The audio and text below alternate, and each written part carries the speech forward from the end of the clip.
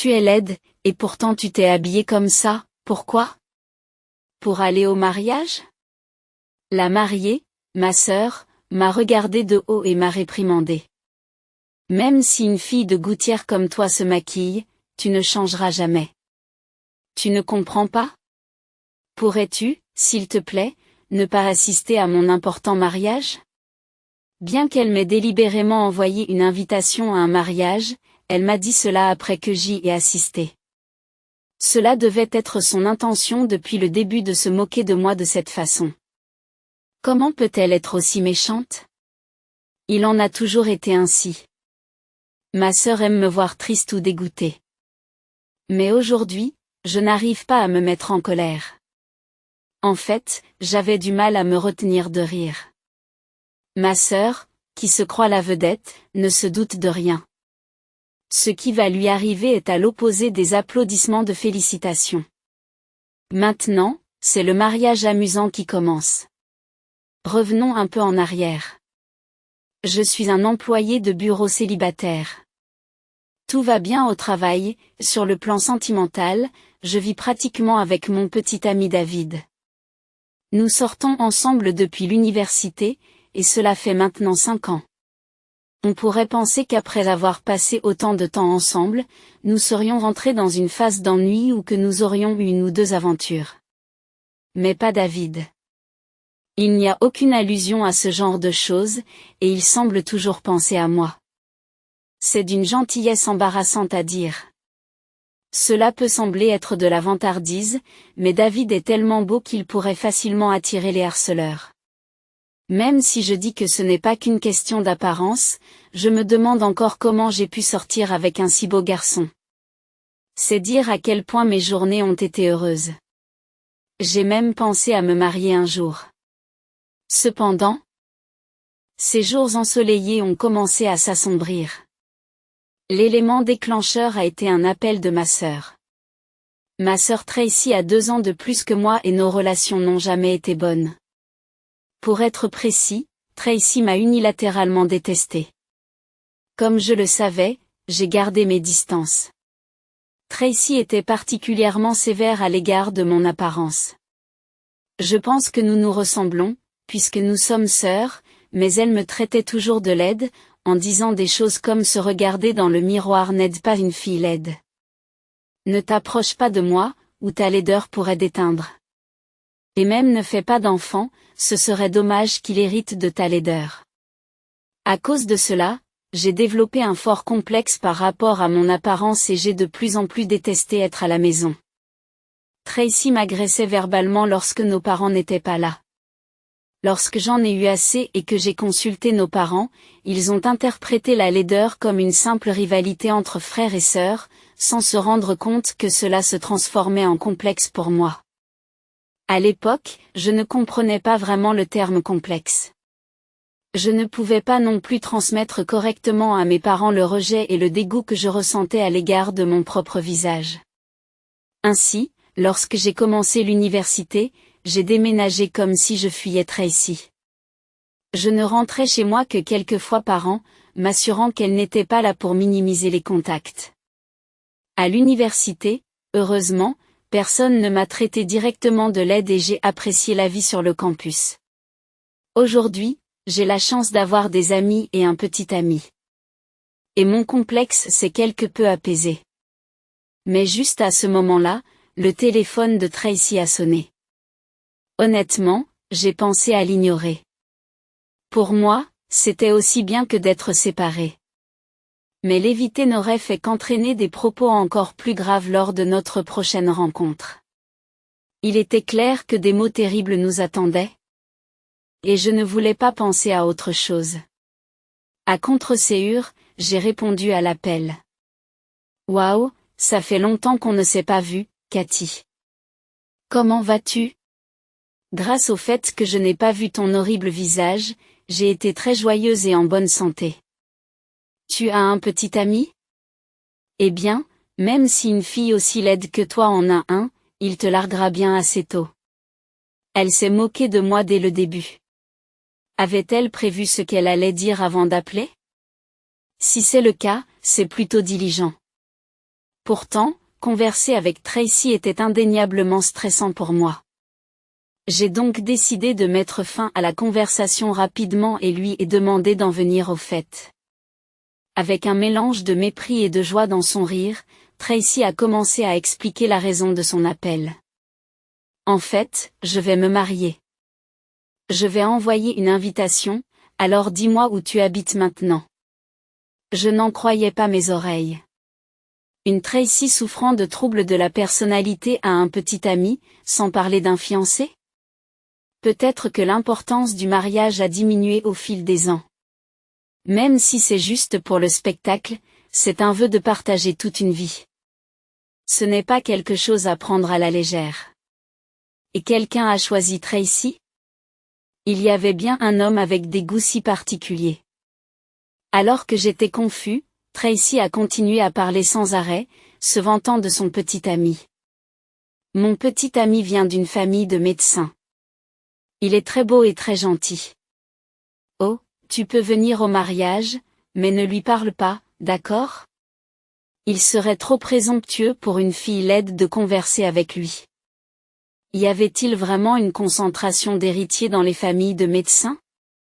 Mes pensées s'égarent avant que je ne revienne à la réalité. Le comportement de Tracy était totalement irrationnel, loin d'être logique. Honnêtement, je n'arrivais pas à savoir si elle voulait que je sois là ou non. Mais je suppose qu'elle voulait juste se vanter. Alors j'ai décidé d'accepter l'invitation pour l'instant. C'est une fête qui n'arrive qu'une fois dans une vie. Je n'avais aucune envie de la féliciter, mais puisque j'étais invitée, je me suis dit que je pouvais tout aussi bien y assister. Je n'inviterais certainement pas Tracy si je me mariais. Ce soir-là, j'ai donc parlé du mariage de Tracy à David, qui était venu chez moi après le travail. Étant donné la nature de David, même s'il s'agissait de Tracy, que je n'aime pas, il aurait probablement réagi positivement en disant c'est merveilleux. Mais cette fois-ci, sa réponse a été distante, je vois. Ces derniers temps, David semblait perdu dans ses pensées tous les jours. Quelque chose ne va pas? Inquiète, j'ai décidé de lui poser la question. David a d'abord hésité, puis a murmuré, je suppose que je vais finir par t'inquiéter de toute façon. Et il s'est mis à parler. En fait, je reçois depuis peu des canulars téléphoniques au travail, et ils me visent personnellement. Vu mon travail, il n'est pas rare que cela dérange certaines personnes, mais je n'ai vraiment aucune idée de qui cela peut être. Pour l'instant, cela n'affecte pas trop mon travail, mais je me demande ce qu'il faut faire. Voilà qui explique sa distraction. Ce n'est pas le moment de s'enthousiasmer pour le mariage de Tracy. Vous ne devriez pas le signaler à la police? Ce n'est pas la première fois que vous êtes confronté à ce genre de harcèlement. Mais s'y habituer n'est pas une bonne chose. Ce ne sont que des appels téléphoniques pour l'instant, mais qui sait ce qu'ils pourraient faire ensuite? Oui, je pense que je devrais le faire. Je sais que l'auteur est en tort. Mais j'hésite à signaler à la police de simples canulars téléphoniques, car cela pourrait avoir de lourdes conséquences sur la vie de l'auteur de l'appel. Sa gentillesse est une vertu, mais pour moi, il est plus important qu'un étranger gênant. Il essaie de ne pas le montrer. Mais il doit lui aussi se sentir anxieux et effrayé. Quand je le lui ai dit, il a acquiescé, j'ai compris. Si quelque chose d'autre se produit, je consulterai la police sans hésiter. Je ne veux pas vous exposer à un quelconque danger, Cathy. De plus, nous avons quelque chose à fêter, alors débarrassons-nous rapidement de cette affaire inquiétante. David ayant dit cela, j'ai répondu, c'est vrai, et nous avons commencé à parler d'autre chose. Les mois ont passé et le jour du mariage est arrivé. Lorsque je suis arrivée sur le lieu du mariage, je me suis dirigée vers la salle d'attente de la famille. Lorsque je suis entrée, Tracy était déjà là. Elle a remarqué mon arrivée et a esquissé un sourire désagréable. Je n'aurais jamais cru que tu viendrais. Mais regarde-toi, tu es moche et tu t'habilles comme ça. Tu as beau te maquiller, ça ne changera rien. Tu es une honte pour notre famille. S'il te plaît, n'assiste pas à mon important mariage. Oh, mon Dieu. Elle m'a invité mais m'a rejeté dès mon arrivée. Normalement, cela m'aurait fait craquer et me disputer avec Tracy, ce qui aurait engendré des sentiments désagréables. Mais pas aujourd'hui. Au lieu de se mettre en colère, Tracy a remarqué mon comportement étrange et a pris un air perplexe. Tu as gloussé. Qu'y a-t-il de si drôle? Peut-être que je ne peux plus me retenir. C'est plus fort que moi. Parce qu'aujourd'hui, ce n'est pas ton mariage, Tracy. C'est le mien. Laissez-moi revenir un peu en arrière, au moment où Tracy a envoyé l'invitation. Cela s'est passé quelques jours après son appel. L'invitation était faite à la main et très élaborée.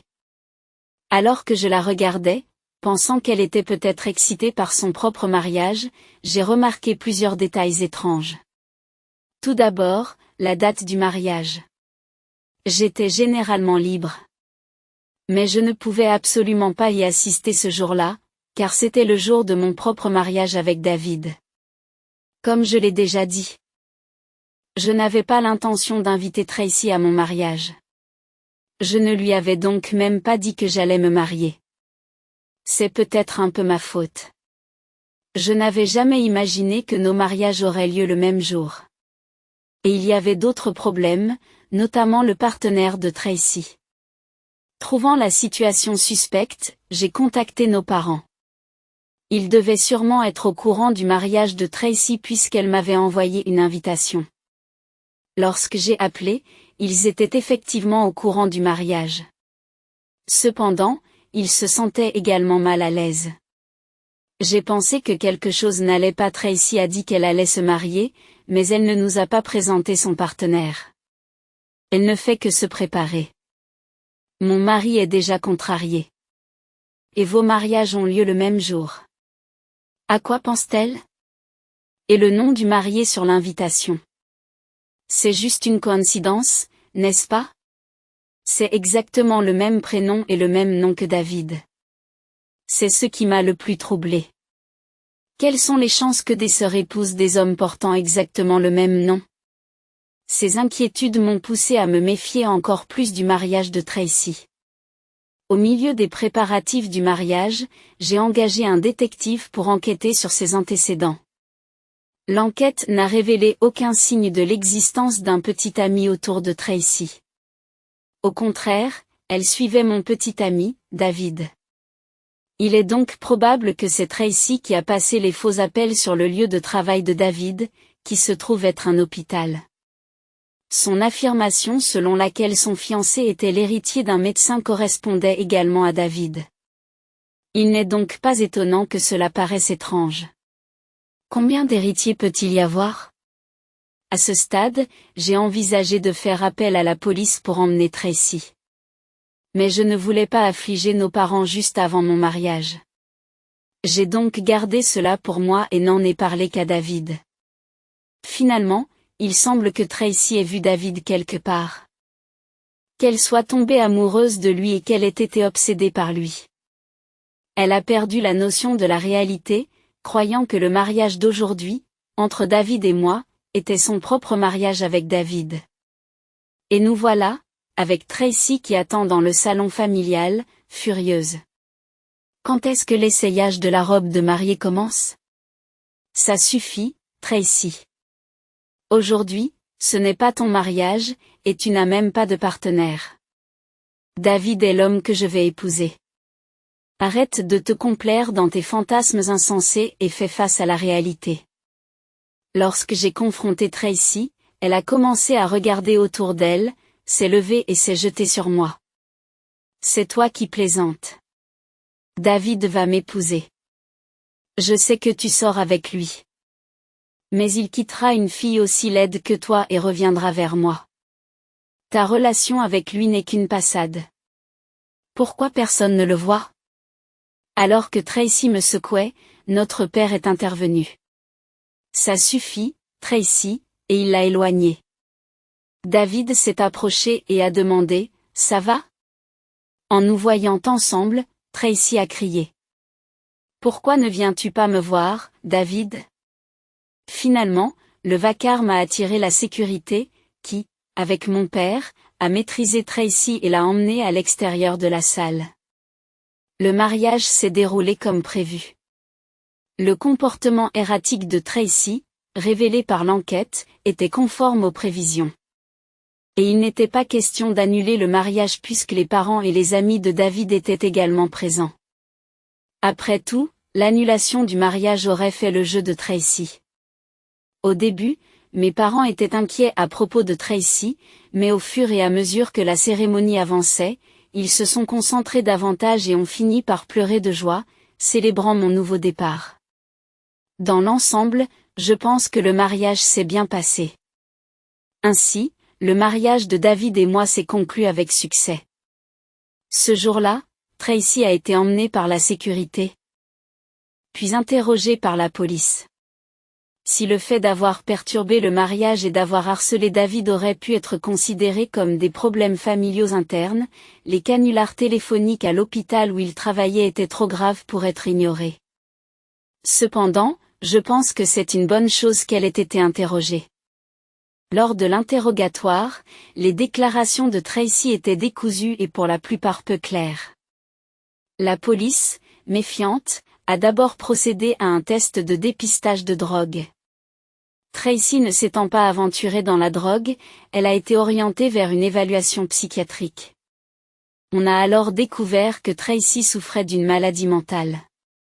Tracy a donc été libérée avec un avertissement sévère, mais a ensuite été admise dans un hôpital psychiatrique. Selon les médecins, la perte de la capacité à distinguer l'illusion de la réalité est un symptôme typique de sa maladie. Les critiques qu'elle a formulées dans le passé en me traitant de laide semblent provenir d'un complexe d'infériorité à mon égard, qui a dégénéré en délire qui ont altéré sa perception de la réalité. En ce qui concerne David, elle l'a vu par hasard à l'hôpital où il travaillait et a commencé à fantasmer sur l'amour de David pour Tracy. Elle a ensuite engagé une agence de détectives pour mener une enquête approfondie sur David, tout comme je l'avais fait pour elle. Elle a découvert que David et moi sortions ensemble, mais comme elle a insisté dans la salle d'attente de la famille pendant le mariage, elle croyait sérieusement que David me quitterait pour se mettre avec elle. Honnêtement, je n'arrivais pas à y croire et je n'ai pas su tout de suite comment gérer la situation. Il est difficile de rejeter son comportement passé à mon égard comme étant simplement dû à sa maladie. Cependant, David, qui aurait dû être victime de son harcèlement, a suggéré que nous soutenions Tracy en tant que famille. Cathy, père et mère. Vous pouvez tous les trois avoir vos propres idées sur Tracy. Mais il est essentiel de comprendre et d'affronter ces symptômes en famille. Il est facile de repousser Tracy, mais est-ce la bonne chose à faire? Nous sommes les seuls à pouvoir la soutenir maintenant.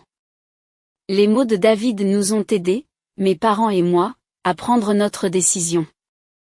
Nous avons donc décidé de créer un lieu où Tracy pourra retourner après s'être rétablie et avoir réfléchi à ses actes passés. Nous nous engageons tous à soutenir sa réintégration réussie dans la société.